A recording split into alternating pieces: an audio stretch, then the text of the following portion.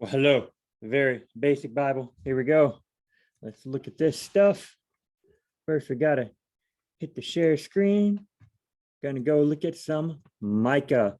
I discovered something. My mouse, I thought it was bigger. I was watching a video and it was tiny. Like, huh? On my computer screen, by the number 33, my mouse, it would cover the whole thing like giant. And then I go watch the recording. My mouse is little. It don't cover it at all. I can barely see. I hope y'all can see it. I made it purple, so everybody can see it and stuff. So it contrasts. I'm going to, though, since it seems unseeable, go look at a different color real quick. Adjust mouse and cursor size. Now, right here, pointer size. When I make that bigger, my mouse gets huge. But y'all don't see the mouse get bigger. I mean, I record the video and then I watch it later and the mouse is tiny. I'm like, what? Okay, let's see. Maybe that color, need a little bit more of that color. That's probably good. But this one. Actually, I really like that. Yeah, it's just a little darker. But I really like this one. It says green. I guess that's green. I'm going to go with this one. Okay, guys. I'll figure out something else to make the cursor bigger because I'm always pointing at stuff with it. But for now, Micah, the end of Micah chapter 1. My cat's over there. Earlier, the cat's over there making noise. And earlier, he's on my porch in our apartments, looking around and stuff, standing on the roof, watching people, cars. He does it all the time. Suddenly, he runs inside and starts leaping around. And I hear him go, or something. And I look at him in his mouth and he runs up and I'm like, hey, come here. And he runs up the stairs and I'm like, hey, and he's jumping around and and he's foaming at the mouth. I'm like, what? Like the only thing I know about animals foaming at the mouth is rabies. That's it. My goodness, my cat. So I looked up, why would a cat foam at the mouth? And it was like rabies or 5 or 6 other things, including maybe they ate something bitter. Maybe they ate something poisonous. I typed in Google, can rabies come on suddenly? It was like, nope, they got to be bit by an animal. The first problem will be around the area of the animal bite will be sore and tender. I'm like, if I got bit by an animal, it'd be sore and tender anyway. Well, yeah, he hasn't been bitten by an animal, except our other cat, because they fight. Sometimes they scratch each other. But, how do you get, neither one of them had rabies in the first place. Well, whatever. So now he's over there. Got some sticks to start a fire with because we got a fireplace. I bet you can see a fireplace right here. Yeah. Oh, yeah, my cat tree. Yeah, there's my apartment there. There's my cat. You can barely see him. So, wait. That's our kitchen. It's a mess. Look at that. My goodness, I hate it. Whatever. Okay. But y'all didn't come here to get a tour of my apartment. Hear about my cat foaming at the mouth. What about the Bible? We're going to look at Micah. Here we go, guys.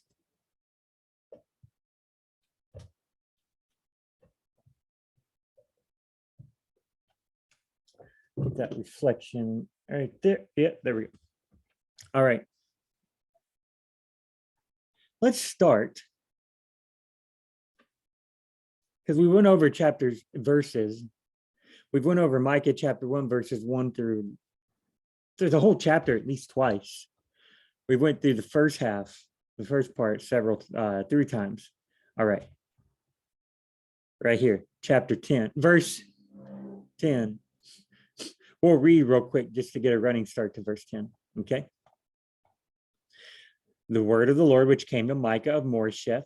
Remember, look up the Bible study along. The word of the Lord. The Bible study along. The word of the Lord. I got a Bible study along. Okay. All right. The word of the Lord, which came to Micah of Moresheth in the days of Jotham, Ahaz, and Hezekiah, kings of Judah, and which Micah saw regarding Samaria and Jerusalem. These three guys are Jotham, Ahaz, Hezekiah. They are kings of Judah. Yeah. And Micah saw regarding Samaria, the northern kingdom, Jerusalem, the southern kingdom.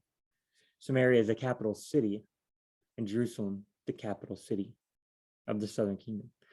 I hear you peoples, all of you. Listen carefully. Earth and all it contains, even the rocks and the trees. Sure, why not? Hyperbole. And may the Lord God be a witness against you, the whole earth, the Lord from his holy temple, Listen, God is speaking from his temple. It's like a police chief. It's like a police chief getting on TV and being like, from the police station, PSA, public service announcement, everybody listen. Okay. For behold, y'all better listen to God. Why? He is coming forth from his place. He's coming forth from either heaven or the temple. He will come down and tread on the high places of the earth. The mountains, he's going to step on them. When I step on crumbs, they crush. What happens when God steps on high places? He's just that big, and the mountain will melt under him. He's got feet made of fire. How can rock melt? The valleys will be split. Valleys are already split. They're kind of split. They're like earthquakes, like wax before the fire, like water poured down a steep place, just going to go, just gone. God is kicking butt and taking names, in other words. All this is due. Okay, why is God going to be doing that stuff? Now remember, all this is poetry. Does God really, for reals, do that stuff? How does he normally judge people? He sends a foreign army to judge them, or he sends famine or disease. Famine, people starve to death. Disease, people die, waste away, sick. War, you get conquered by your enemies.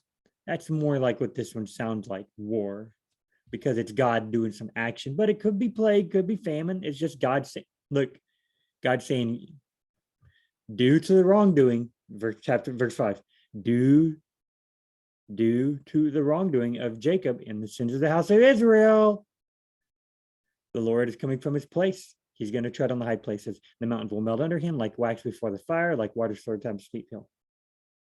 Hey guys, because of the wrongdoing of Jacob and the sins of Israel, I'm going to come and kick some butt. Punishment. For I will make Samaria, a heap of ruins in the open country. They were a thriving city. Now they're just going to be ruins. A planting places for a vineyard. Right? You need a large place to plant some vineyards. You don't need buildings and a lot of people walking around. You're going to be empty. Okay, it's kind of like saying, hey guys, we're going to have a football field here. Okay, you got to clear everything out, or a soccer field. You got to clear everything out to have a nice open space. So you got a McDonald's, you got a Whataburger, you got a kid's school, you got a nursery, you got a hospital. Hey, we're putting soccer field right here. Raise it all. It's gone. Would our government ever do that? I hope not. A hospital, not the McDonald's. All right. Planting place for vineyard. I will hurl her stones. What are ruins made of? Stones. What are buildings made of? Stones. He's going to hurl her stones down into the valley, lay bare her foundations. Okay, if the valleys have split, have melted like wax, how in the world is he going to hurl stones into the valley? I guess because the valleys are bigger. But they've melted. Well, see, that's why you know it's poetic. That's why you know it's metaphors, similes, idioms, hyperbole, rhetorical language. Look up the word rhetorical. Look up the word hyperbole. Okay. Hyperbole. Okay. Exaggerated statements or claims, not meant to be taken literally. Rhetoric. Is that how you spell rhetorical? Oh, I got retrochi. Rhetoric. Rhetoric. Rhetoric. Here we go. Oh, sorry. Okay, rhetoric. The art of effective or persuasive speaking or writing. Usually, especially, the use of figures of speech and other compositional techniques. Compositional techniques. Okay. Metaphor. A figure of speech. A figure of speech. A figure of speech is braining cats and dogs. You know. Yeah, it's raining cats and dogs. She runs the business well. She runs. She's not actually running. Oh, she's using the word run in a different way. Oh, the kids were being crazy, and the mom was being driven nuts. The kids drove the mom up the wall. They got the mom in the car and drove her up the wall. No, it's right.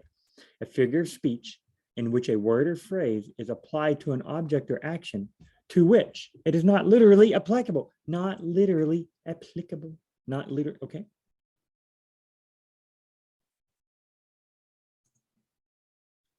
You can see that here. You compare it, right? Okay, here we go. All her idols will be crushed. Wait, Samaria and Jerusalem have idols? They're going to be crushed?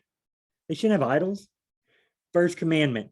Commandment number 1 is only one God before you. Commandment number 2, no idols. Now, I think it's Lutherans. They think that commandment 1 and 2, maybe Catholics also, are the same.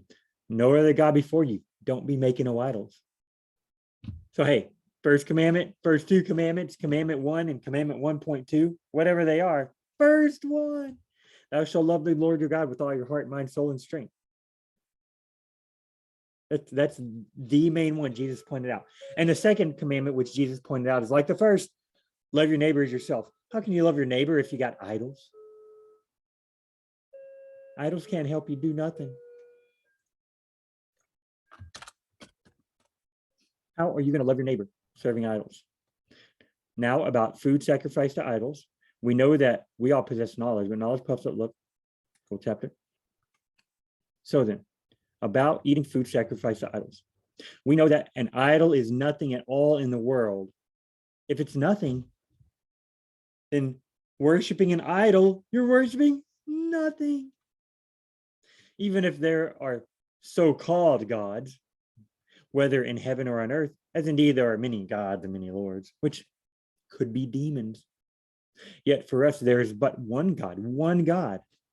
If you're gonna pray and you're gonna worship something, worship the real God. He can actually help us. Okay, not everyone possesses this knowledge. Some people are still so accustomed to idols that when they eat sacrificial food, they think of it as having been sacrificed to a god. So since their conscience is then weak, their conscience is defiled. Okay. Some people still think that the idols are real. Okay, but food does not bring us near to God. We're no worse if we do not eat, and no better if we do eat. Okay. Food does not bring us closer to God. Some people think idols are real, and they're like, oh no, their conscience is weak. It is defiled because we worship idols, because we're like, hey, that's not loving our brother and sister. Where is it at? Somewhere. 1 second. Control F.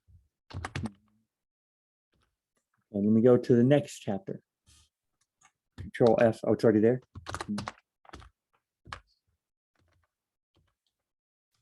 Maybe the next one. I'll find it, guys. Don't worry. Here we go. Consider the people of Israel. Do not these who eat the sacrifices participate in the altar? He just said, hey, guys, if you're eating food sacrificed to idols, look, they don't exist. But some people will find that it's weak. I mean, some people will have weak consciences, and they'll think, oh, I'm eating food sacrificed to an idol. And to them, their conscience is defiled. You've ruined their testimony. Okay. So what is he saying? Psychologically, it's a bad thing. Okay. Don't be eating food sacrificed to idol in front of people. But hey, you're not better if you eat or don't eat, because an idol is nothing. I know it's a difficult concept, but hey, look at this. Do I mean that a food sacrificed to an idol is anything? Paul said, obviously not. Or that an idol is anything? No, they're nothing. But the sacrifices of pagans are offered to demons, not to God. And I do not want you to be participants with demons. So, hey, eat all the food sacrifice to idols you want. You go in the marketplace, you buy some food, some meat. Okay, you buy it. Don't ask about it. Don't worry about it. But consider people of Israel. Do not those who eat sacrifices participate in the altar. Don't be going when they're like, hey guys, we're gonna have a sacrifice today to Zeus. We're gonna have a sacrifice to Baal. Oh, don't worry. That God is nothing really. Don't worry, we can eat it, it's fine. Dude, demons exist. Sacrifices of pagans are offered to demons. You start participating in a sacrifice around them, you start getting into their stuff, you start thinking, man, this is kind of neat. You get drawn in, you start sacrificing demons, dude, stay away. Okay. If I go to a place near a Buddhist, near a Hindu temple, okay, I go to a bakery and they say, yeah, we get a lot of our bread from the Hindu temple next door. They make it, they pray over it, they sacrifice it to their gods, quote unquote, but then they have a lot left over. They don't burn it up. They have a lot left over. They don't need it. So they sell it to us. They use the money for building a bigger temple, for charity, stuff like that. Okay, we get the bread and we sell it to you. Okay, yeah, we get the bread. Now you get to eat it. It's to me. Okay, so I'm at the bakery. I'm like, okay, it's bread. Hinduism, it's nothing. Okay, so they did this fake thing over there. They think it's real, but I know it's not. So I take it. But am I gonna walk into the Hindu temple, be like, hey guys, I got some of that bread? Oh, sacrifice, yeah, let's pray together over it. I'm getting a little close, I'm getting kind of, stay as far away from that as possible. Kind of like, hey, let's go and evangelize. Where? Let's go and evangelize at a nudist strip club where the ladies walk up to it. You're probably not very strong, if your sin, if your temptation is food, you might not want to go evangelize where everybody's going to be trying to offer you food, and then you start eating and become a glutton. You got, yeah, right, yeah. How can you be loving love the Lord your God with all your heart, mind, soul, and strength. All her idols. Jerusalem and Samaria had idols. That's crazy. Jerusalem especially is the real deal. Supposed to be. That's where God's holy temple is. That's where God's coming from. The temple. For behold, the Lord is coming forth from his place. The Lord from his holy temple. All her idols, all Jerusalem and Samaria's idols, where the Lord's temple is in Jerusalem, will be crushed, will be burned with fire, and all her images I will make desolate, for she collected them from a prostitute's earnings, and to the earnings of a prostitute they will return. We talked about that in the last 2 Bible study longs, I believe. Because of this, I, probably Micah, will mourn and wail. I must go barefoot and naked. I must do mourning like the jackals, and I'm mourning like the ostriches. He might be saying I as in I, an Israelite. We Israelites are going to have to go barefoot and naked. Why? Because your city has been turned to ruins. God's laid the foundation bare from a foreign army. You got nothing left. Your city is gone. All your idols, which you think used to give you stuff, they're gone. They've been defeated. Since you're not worshiping God, but idols, okay, you got your city, you got the people you trusted in, and you got God, and you got idols. Okay, you never had God because you were worshiping idols. God beats up the idols. Idols are gone. God destroys the people you trusted in. She collected them from a prostitute's earnings. She went to other nations and got money and got food and resources. She went to other nations and said, hey, we will pay you money if you will send your army to help us. We will pay you money if you give us food. So she went to them instead of God. Well, they're gone because God has used them to beat Israel up. And they got no more buildings and no more city because they're now, her foundations are laid bare. They got nothing. Because of this, I got nothing. I will mourn and will. I must go naked and barefoot naked. I must do mourning like the jackals and mourning like the ostriches. Yeah. For her wound is incurable, for it has come to Judah. It has reached the gate of my people, even to Jerusalem. Her wound is most likely Samaria. She made a golden calf. Then that In Samaria in the north of Israel, that golden calf worship trickled down south to where? Judah and Jerusalem. It has reached the gate of my people, even to Jerusalem. Okay. Here we go. Do not tell it in Gath. Let's look up. I think we looked this stuff up last week, okay? Gathered. Gath. Gathered. I just want the minus gathered. Minus gathered. Minus gathering. Here we go. Let's see. Gath. No Anakites were left in Israel territory. Only in Gaza, Gath, and Ashdod did they survive. So Joshua, they're supposed to go beat up all the bad guys in Israel, supposed to get rid of them. Kill the ones that will not leave. If they'll leave, let them leave. But look, Gaza, Gath, and Ashdod. Okay. No Anakites were left in Israel, but only in Gaza, Gath, and Ashdod did some survive. Okay. Here we go. Territory east. There's Gath again. Is that the same Gath you think? Eastward toward Gath Heifer. Gath Ramon. Look at this. Gath Ramon. Look, there's a Gath Heifer. And a Gath Ramon. Now we could try and go and figure out exactly which Gath this is, you know. Oh, so they called together all the rulers of the Philistines and asked them, what shall we do with the ark of the God of Israel? They answered, what shall we do with the ark of the God of Israel? After the Philistines had captured the ark of God, the ark of the covenant, the ark. The ark of the covenant is where they put like the 10 commandments. They put a pot of manna. It's like a box, okay? Noah got in an ark. That's a huge box. Moses, when he was a baby, it says they put him in an ark and floated him down a river. A baby's small. It's a tiny ark, okay? It's a box to hold things. It's a container to hold things. That's what an ark is. Okay, so what did this ark contain? Contained Aaron had a staff and it budded leaves.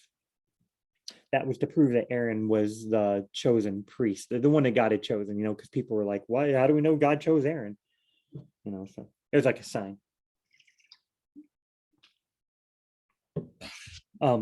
Contained manna, you know, the manna stuff they ate in the wilderness. Inside this container, it contained the 10 commandments.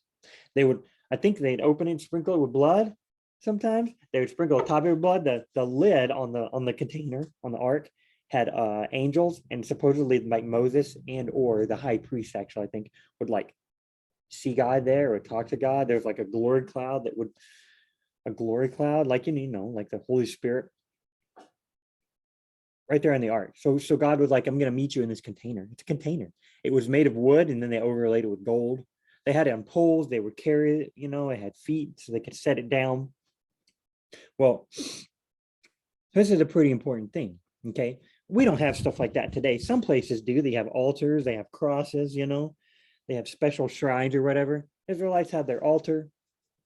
You know, yes, my back itches, okay? So where does the altar go? Well, where does Israel had their ark? The Ark of the Covenant. Why? The 10 Commandments. The covenant was in there. The Ark of the Covenant. Yeah. Indiana Jones, Raiders of the Lost Ark. Exactly. And that movie is not entirely accurate, but kind of neat. Okay. Anyway, so here we go. After the Philistines had captured the Ark of God, they captured it. They took it to Ebenezer and to Ashdod. From Ebenezer to Ashdod. Pretty cool name. Then they carried the ark into Dagon's temple and set it beside Dagon. Speaking of idols, Dagon's an idol. Watch this. When the people of Ashdod rose early the next day, there was Dagon falling on his face on the ground before the ark of the Lord. Okay.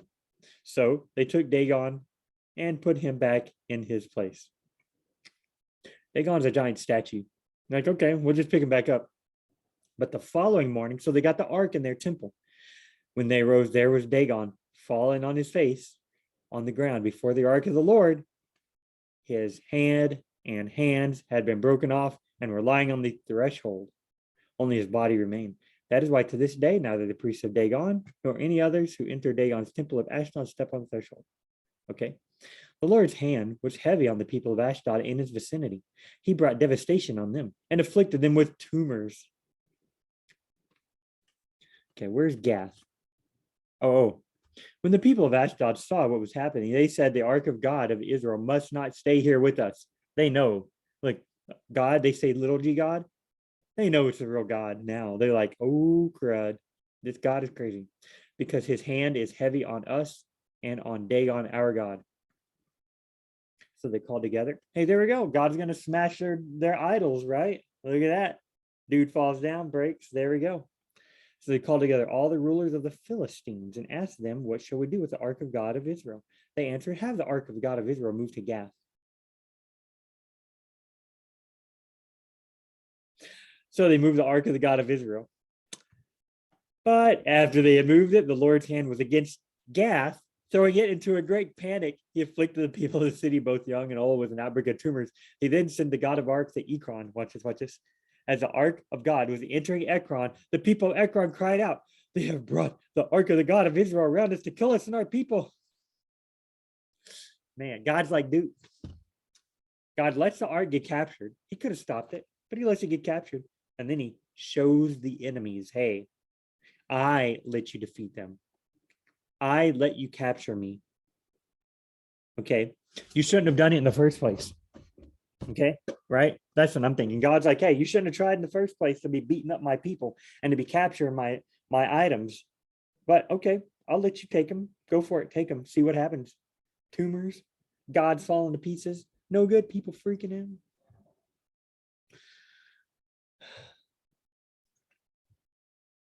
out. Don't tell it in Gath. Okay. Why? Gath is an enemy of Israel. Don't go telling. I heard a weird noise. Might have been my cat.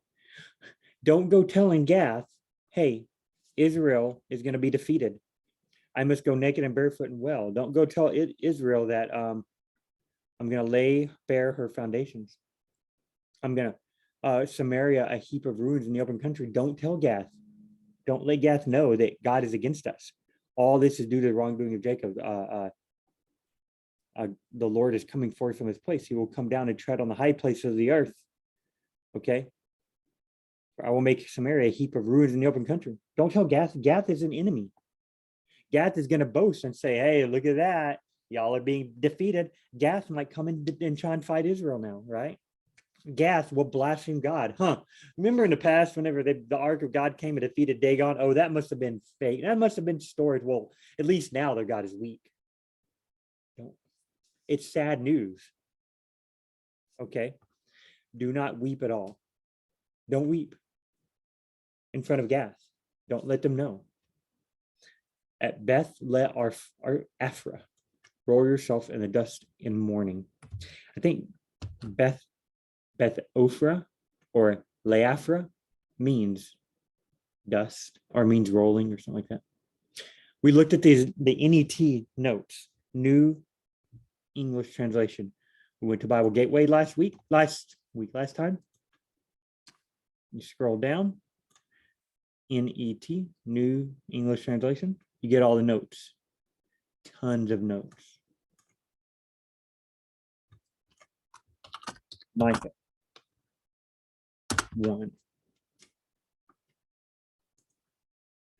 NET, search. There's a note. There's a note. There's a note. There's a note. There's a note. There's a note.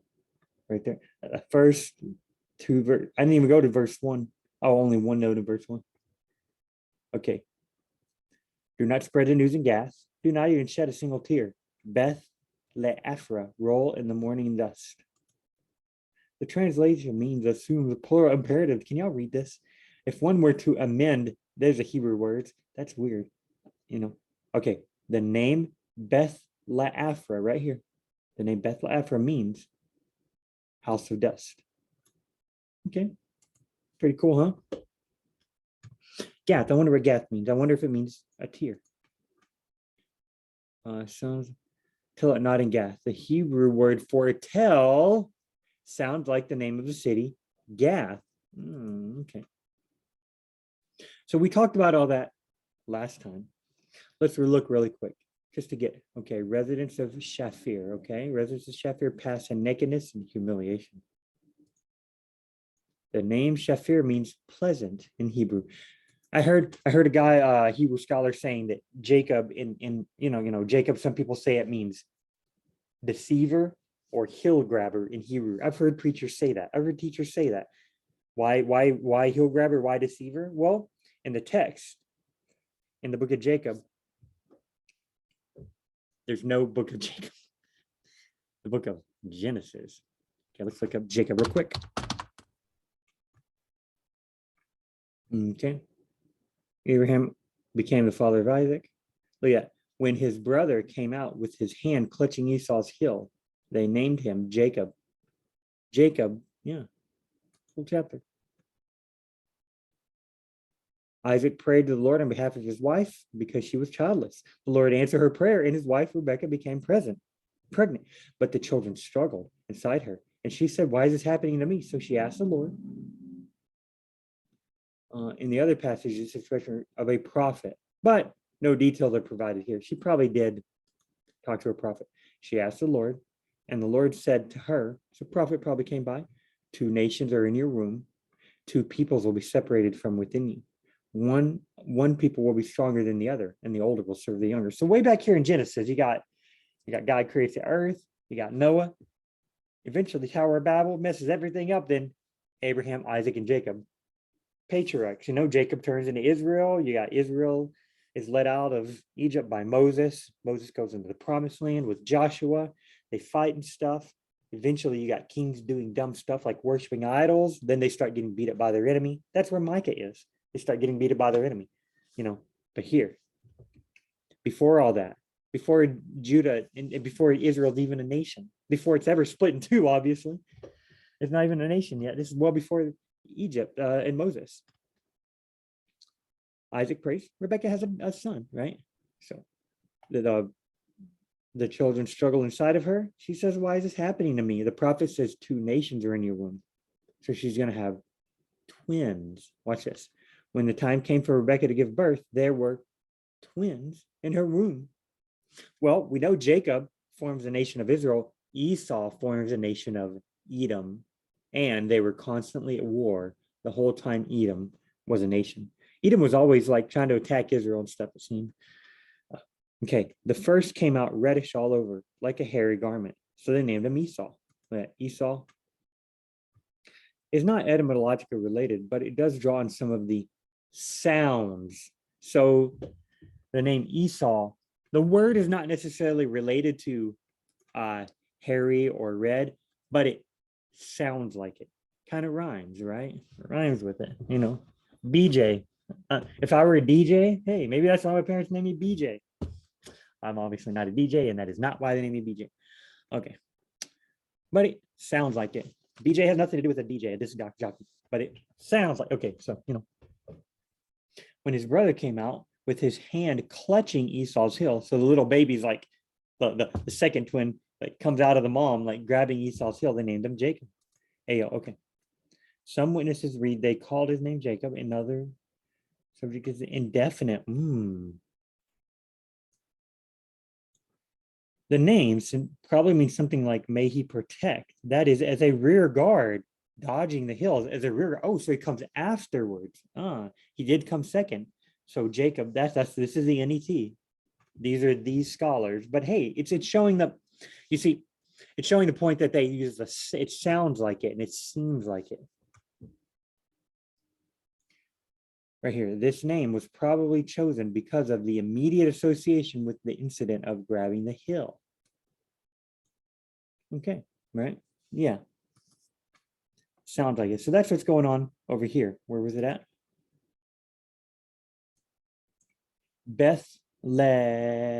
Chapter verse 10, verse 11. Beth-la-Arpha rolled about in the morning of dust. Okay. It means dust. The residents of Shafir, who passed by nakedness and humiliation. Does shafir mean nakedness and humiliation? Maybe it just sounds like it, but there it says means pleasant. I mean, some people, they're pleasant to look at when they're naked, like my wife. Okay. Okay. I shouldn't be looking anybody else naked. Okay. And if you're humiliated, that's not pleasant. I don't know, Of course, look over here again. Okay, got my New King James Berean Study Bible. New something. There's a Catholic. Oh, new RSVP. New Revised Standard Version. The New International Reader's Version, the World English Bible, and the English something Bible. Okay, more literal, more word for word, thought for thought. Okay. Pass by in naked shame, you inhabitant of Shapher. Depart in nakedness, shameful nakedness, O dwellers of Shapher. Pass on your way, inhabitants of Shapher, in nakedness and shame. And cross over to your place, to your dwelling place, beauty, bewildered by disgrace. Oh, remember, Shapher means pleasant. So, hey, you who live in the town of pleasantness, you're going to leave in naked and shame. Maybe that's it. Pass on, inhabitant. You might be pleasant, but hey, naked and ashamed. Maybe that's it. Maybe that's it, right? Don't tell it in Gath. Gath, okay. Don't go, okay, you're going to roll in the dust at Bel Arfa. You might be from Shapher, which is pleasant, but you're going to leave naked and shameful. Or residents of Shapher pass by nakedness. Pass on your way, inhabitants of Shapher. Pass on your way. So where is Shapher? I wonder, is Shafir Shafir an Israelite town? They're not, it doesn't sound, wait, one.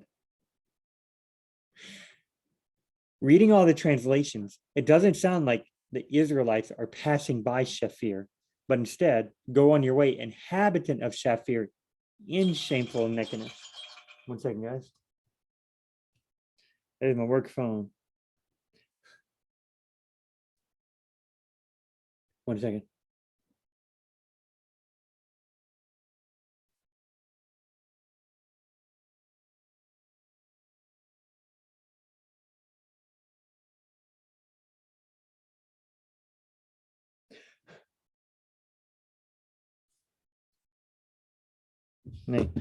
So I might have to pause this, come back to it. Maybe this will be a short one. We can pick back up. Let's see. Let's see. So Shafir, so it's probably a town in Israel because they're leaving Shafir. They're getting, God is going to come beat them up, going to come, stamp down the high places, going to tear down their idols. Micah said, hey, I've got to go naked. Micah, her wound is incurable. Oh, I must mourn like the jackals. Because this, I must mourn and well, I must go barefoot naked. Okay. Inhabitants of Shafir, shameful nakedness. The inhabitants of Zaanan does not escape. Let's look up Zaanan. Zaananim. Joshua judges Micah. The border started at Heleth, and the oak of Zaananim went to Adami Nekeb, Jebneel, and on the Lakum, and ended at the Jordan River. If that's the same, NIM as a common prefix, I believe, I'm trying to think of Rephaim. There's like the Zerebedim, or is it? I'm trying to think of more. And now all of a sudden they're all escaping my memory. But Zanim, there's a Zanzanim, even, I think. Weird names. Okay. Oh, look at this. Joshua 4, the oak of Zananim. Joshua 19:33. Heleth at the oak of Zananim went to Adam. Okay. Judges 4:11. Now Heber the Kenite had moved away from the Kenites, the descendants of Hobab, Moses' father-in-law. He moved away from them. He lived near the great tree in Zananim. Zananim. That's what we'll call it. Zananim, near Kadesh. He's going to go to Kadesh. 1 second, guys. If you think it'll be good. But if you think, read Micah, verse 111 real quick.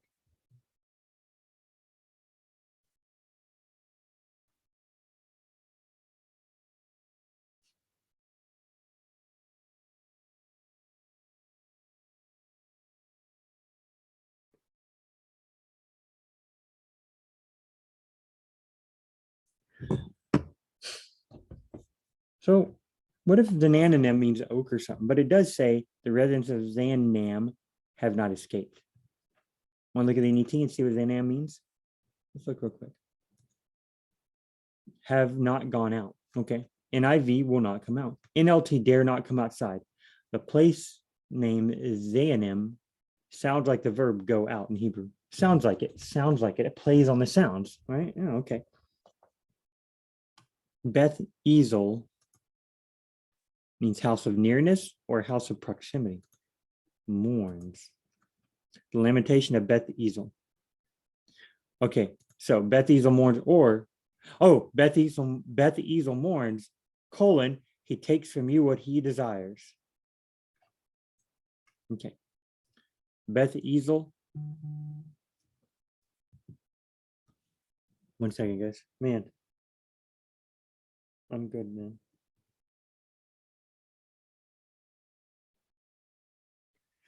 My wife's texted me from her job.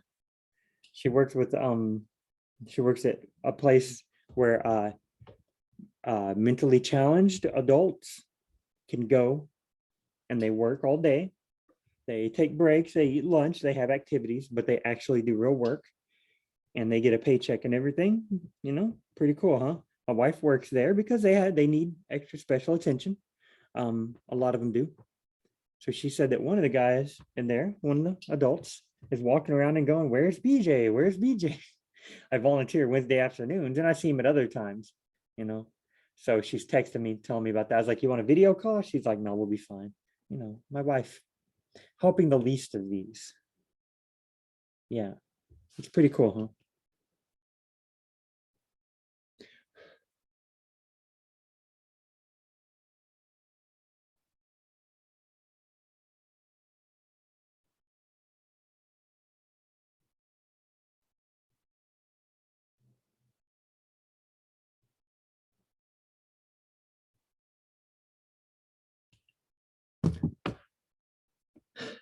Okay. Go. So right here, don't tell it in Gath. Don't weep at all in Gath. Beth Le'arfa, roll yourself in dust. Was Beth Le'arfa in Israel? I forgot to look at that one. Let's see what comes up. Okay. Okay. NET. We need that. This is the NET right here. No, we need to keep that. We need the NASB. New American Standard Bible. The lollipop. Move my face up. Okay, 1. Bethla, House of Dust. Bethla. Maybe I'll. Let's try something. Let's try this. Control C. Now this is the NABRE, but we're going to search the NASB. Okay, we're not going to search. Okay, let's see. NABRE, but we're going to search the NASB. Control V. Okay, that's what I figured. Take that. Okay, nothing. Search, got nothing. Yeah, okay. What if we did go to the NABRE?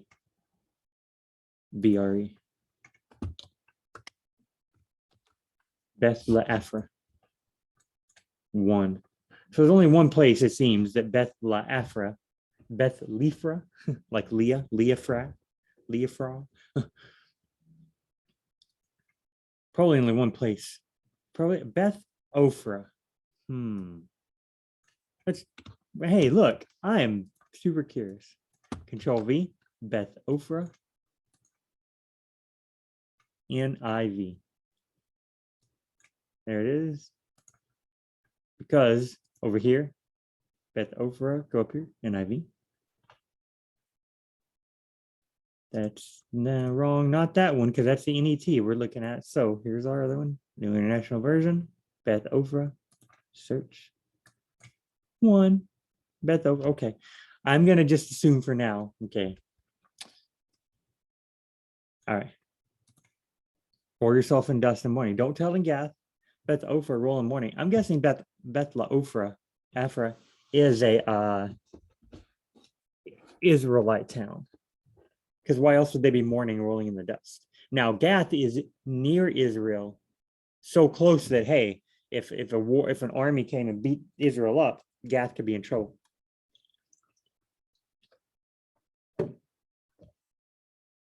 But they're not Israel. Beth Afra, maybe it's the same, maybe it's so close.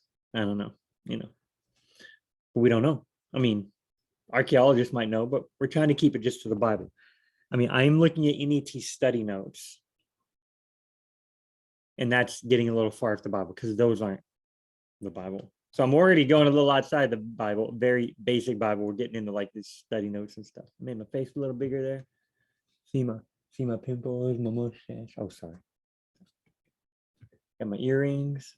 Yeah, my little bitty tiny things. Yeah, they're meant to be. Okay.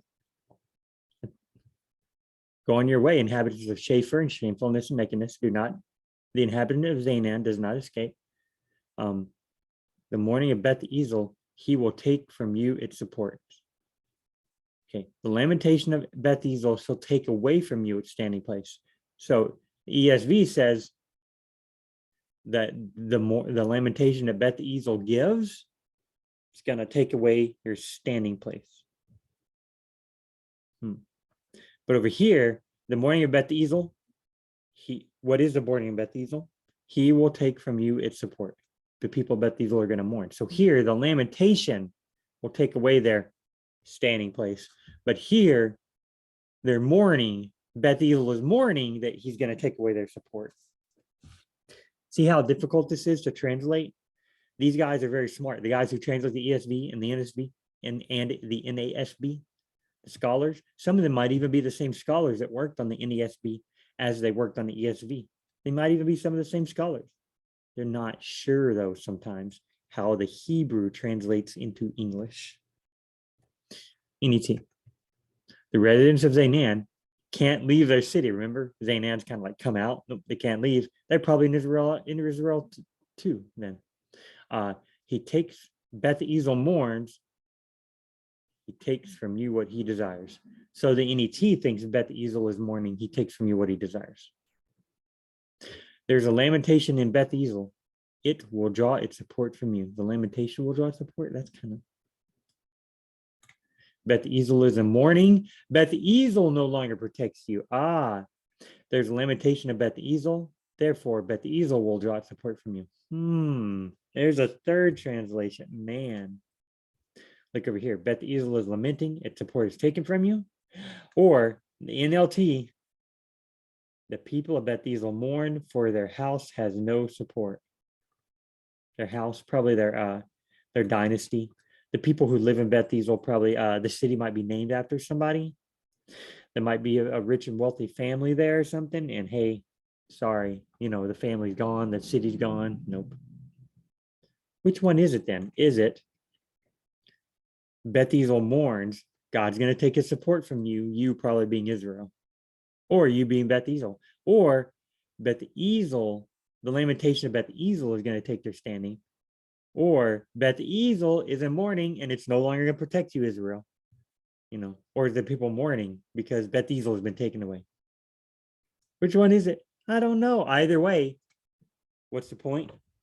All these cities here, don't tell in Gath and weep. Beth Afra, you're in trouble. Roll in dust. Schafer, you're going to leave. Shamefulness and nakedness. Why? Because of idol worship.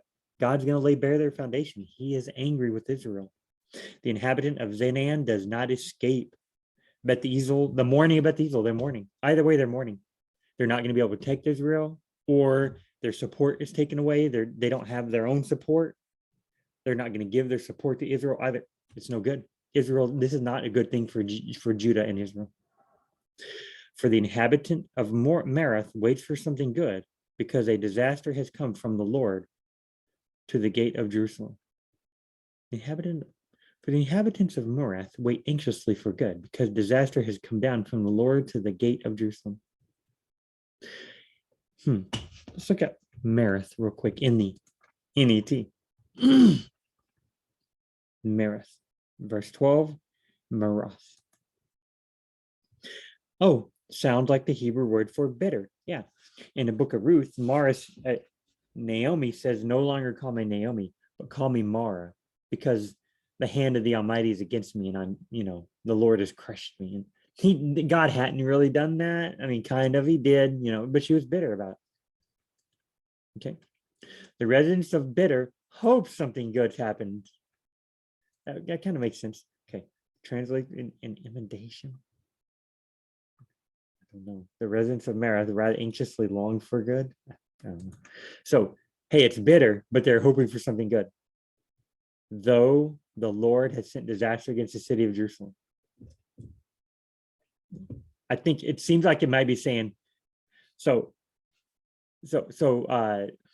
God sent a disaster against Jerusalem, and this place, Merith, they're bitter, but they're hoping for something good. They're hoping for something good, but it's disaster. All it is hope. Let's see. Those who live in Merith writhe in pain. Remember that the NET note says something about writhing, I think. Okay. Those who live in Merith writhe in pain, waiting for relief, because disaster has come from the Lord, even to the gate of Jerusalem. They're waiting for relief. They probably get none. They anxiously wait for relief. NESB, inhabitant of Merath waits for something good. NLT, the people of Merath anxiously wait for relief, but only bitterness awaits them. Over here. Oh, something good. Okay, but only bitterness awaits them as the Lord's judgment reaches even to the gates of Jerusalem. Over here, they wait for something good because a disaster has come down from the Lord to the gate of Jerusalem. All they can do is wait. They don't get anything. They're like, hey, I'm still waiting. Disaster has come up. Right here, the inhabitants of Merath hope for good, but evil has come down from the Lord. Harness a chariot to the team of horses, you inhabitants of Lachish. Wait, we did not look up if we could see where Merath was. If it's other place in the Bible. Okay, go back to NASB right here. Control V. Hit it up right there. Let's see what happens. 1. Okay. For the inhabitant of Merath waits for something good. You want to try just in case?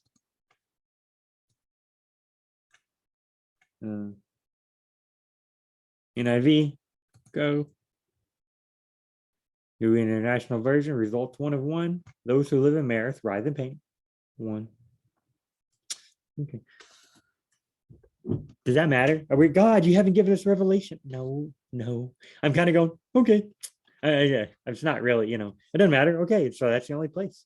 But we know that it's somewhere near Gath, and we know Gath is in the Philistines, and Gath and Philistia is just to the south. Okay, so maybe they're coming from the south to the north. Harness a chariot to the team of horses, you inhabitant of Lachish. Copy. Paste. Search in the NIV, but that's okay. Woo-wee! 22. Look at that. Oh. No way. Okay. So Adonizedek, king of Jerusalem, appealed to Hoham, king of Hebron, Hiram, king of Jerusalem, Japhia, king of Lachish, and Deborah, king of Eglon. So they're going to appeal to each other. Is that the same Lachish, you think? Then Joshua 10:3, Joshua 10:5, then the 5 kings of the Amorites, the kings of Jerusalem. Hebron, up here, Hoham, king of Hebron, Jeremuth, Lachish, and Eglon, okay. They moved up with their troops and took position against Gibeon to attack it. But then Gibeon goes to Joshua, help, save us, we're in covenant. So Joshua goes and beats some 5 kings up here. They brought 10:5, 10:23. So they brought the 5 kings out of the cave, the kings of Jerusalem, Hebron, Jeremuth, Lachish, and Eglon. Joshua 10:31. Then Joshua moved all Israel with him and moved out from Lebanon to Lachish. He took a position. Okay, so he's going to go over there and fight against Lachish, I guess. The Lord gave Lachish into Israel's hands. Meanwhile, Horam, king of Gezer, had come to help Lachish, but Joshua defeated him in his heart. Man, Joshua's just kicking butt. It's God through Joshua. Then Joshua and all Israel with him moved from Lachish to Eglon. Well, they captured it the same day, 10:34, 10:35, just as they had done to Lachish. Man. All right, so is that the same Lachish? Okay, so Joshua 12, we got a Lachish. Joshua 15, Lachish, Bozkath, Eglon. I bet it's the same Lachish. Now down here, we go from Joshua hundreds of years later to 2 Kings 14:9. I wonder if that's the same city of Lachish, because there are different cities. They name different cities the same names. I don't know. Hezekiah, king of Judah, sent his message to the king of Assyria at Lachish. Hezekiah, king of Judah. So Assyria is at Lachish. Where is Assyria located? The king of Assyria at Lachish. Well, that doesn't mean. Oh, wait, look. The king of Assyria. Okay. 2 Kings 18:4. Hezekiah, king of Judah, sent this message to the king of Assyria at Lachish. Is the king of Assyria fighting against Lachish right now? I believe so, in the story that I'm remembering in my head, okay? Look down here. Sennacherib, during Jerusalem, the king of Assyria sent his supreme commander, his chief officer, and his field commander with a large army from Lachish, which is it in Assyria, to King Hezekiah at Jerusalem. I don't think so. I think Lachish is in Jerusalem. Oh, hey, look. Later, when Sennacherib, king of Israel, and all his forces were laying siege to Lachish, if Lachish was in Assyria, why would the king of Assyria have to lay siege against it? I guess if the king of Assyria was attacking Assyria at that point, was like, hey, we got to take over this place. Kind of like Joshua went into the promised land, then he had to attack all those cities within the promised land. To my knowledge, Assyria at this time was a world superpower and they were beating everybody. That's why Assyria is attacking Lachish, and up here, Assyria is attacking. The king of Assyria sent his supreme commander to King Hezekiah, Jerusalem. They came up to Jerusalem. Okay, so Assyria is gonna attack Jerusalem now. They've already got it made. I mean, they know what they're doing. So they're attacking Lachish, yeah. I kind of want to look up Lachish on a map, but we won't worry about it. Zadnoan, Adullam, and their village in Lachish and its fields, in Azekah and its settlements. So they were living all the way from the Beersheba, the Valley of Hinnom. Is that I don't know. We could look up all that stuff. That's a lot to look up. That's a Nehemiah. Nehemiah is a good book. Isaiah, look at this. Isaiah also talks about Sennacherib as the king of Assyria attacking, and Hezekiah is like, please don't attack me. Look at this, Isaiah 36, 37. All right. The king of Assyria sent his field commander with a large army from Lachish to King Hezekiah at Jerusalem. When the commanders stopped at the aqueduct of the upper pool, okay, Isaiah 36, 2. Where is it at? The king of Assyria, 2 Kings 18:17. The king of Assyria sent his supreme commander, his chief officer, and his field commander with a large army from Lachish to King Hezekiah, Jerusalem. They came up to Jerusalem and stopped at the aqueduct of the upper pool. Yep. 2 Kings here is copying the same thing that Isaiah copied. Copying is recording the same thing that Isaiah copied. Maybe one of them copied from the other. Maybe one of them was like, hey, wait, Isaiah wrote this stuff down here. Let me see and help with my details. You know, God can directly talk to people. God can work through them writing it down. God can say, hey, here's some research. You know, God can give us information in many multitude of ways. You know, so, all right. But when the field commander heard that the king of Assyria had left Lachish, the field commander withdrew and found the king fighting against Libnah. Oh, hey, Lachish and Azekah. These were the only fortified cities left in Judah. So Lachish is in Judah. You who live in Lachish, harness fast horses to the chariot. You are where the sin of daughter Zion began. For you, the transgressions of Israel were found in you. I bet then, yes. I bet this is the same Lachish that it's in Jerusalem. Assyria is going up against it and fighting it. Micah, around the time of Isaiah, okay, because look over here. Micah of Morsheth, in the days of Jotham, Ahaz, and Hezekiah, Isaiah 36:7 King Lachish to Hezekiah at Jerusalem. And 2 Kings 19:8, when the full commander heard the king of Assyria had left Lachish. But hey, God was going, hey, lament Lachish. But hey, right here they're leaving. Was this before? Was Micah saying this stuff before the king of Assyria attacked Lachish or after? I think I know the answer, but I have to stop because I've got busy stuff to do. I need to get ready for work, life stuff. So we'll leave this on hold for the next very basic Bible, Micah story. Okay. I'm pretty sure this right here now, upon the study it just did today about Lachish, is Micah when he says from Gath, and then he gives all the cities, Zanim and Beth Leophra, all those cities, some of the other names that y'all are probably telling me, BJ, you know. Okay, I think that is happening. I bet that is the king of Assyria. We'll go look and I'll show you why I think.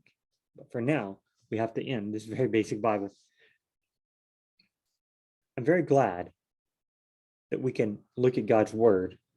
We can dissect it, figure it out. But BJ, how does this apply to my life? Remember, very basic Bible, before is everything before theology. I would even say before application a lot of times. What is the application here? Here's the application. You will now be able to read your Bible easier and study the Bible for yourself easier so you can get application, so you can get theology.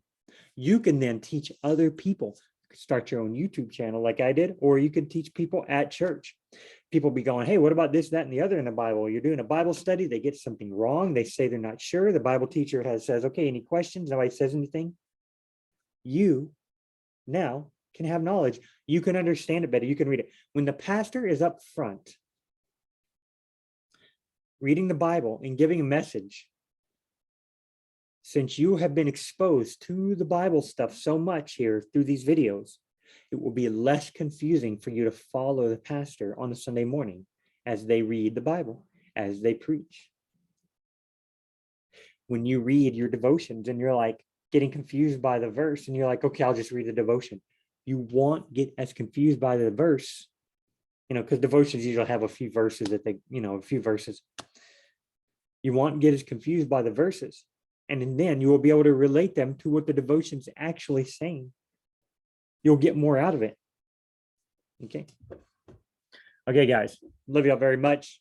And we'll see you in the next very basic Bible. But first, let's pray real quick. Lord God, thank you for teaching us about city names, about weird stuff like, Ark of the Covenant, knocking down gods and giving tumors, about other gods or demons. Lord, help us to worship and serve only you, not a demon. And not myself, but you, Lord God. You are awesome and holy, wonderful, magnificent, creator of heaven and earth, and you love us all tremendously. Thank you for showing us this tremendous love and power by becoming a man and dying on the cross for our sins, being raised the third day, going to heaven. You're seated at the right hand. Oh, just so wonderful, Lord. Thank you. Thank you very much, God. Amen. See y'all next very basic Bible.